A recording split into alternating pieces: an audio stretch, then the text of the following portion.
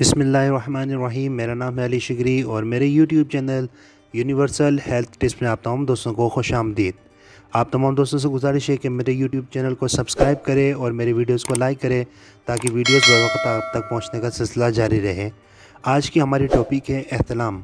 साइंसी तहकीक के बुनियाद के मुताबिक एहतलाम की दो अक़साम हैं। एक, जब आप रात को सोते हैं और ख्वाब में आपको कुछ नाज़ेबा तस्वीर आपके ज़हन में घूमते हैं और जिसकी वजह से आपको एहतलाम हो जाता है, वो साइंसी तहकीक के मुताबिक एक सेहतमंद नौजवान की अलामत है। और अगर आपको रात को कोई ख्वाब नहीं आता और सुबह जब आप बेदार होते हैं और आप देखते हैं कि आपको एहतलाम हो गया है, तो वो उसके बारे में आपको फिर इलाज के लिए सोचना पड़ेगा। तो एहतलाम को इंग्लिश में नाइट फॉल भी कहते हैं और इसको दूर करने के लिए कई किस्म की जो है वो यूट्यूब के ऊपर हकीमों ने दवाइयों की भरमार की हुई है। तो मेरा आप तमाम दोस्तों से गुजारिश है कि इन यूट्यूब्स के चैनल्स पर इन नादान हकीमों की दवाइयों को इस्तेमाल ना करें।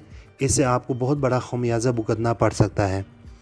जिस इंसान को एहतलाम हफ़्ते में 1 से 2 बार होता है और महीने में 4 से 5 बार होता है, वो तो एक नॉर्मल है। इसके बारे में आप दोस्तों को फ़िक्र करने की कोई ज़रूरत नहीं है।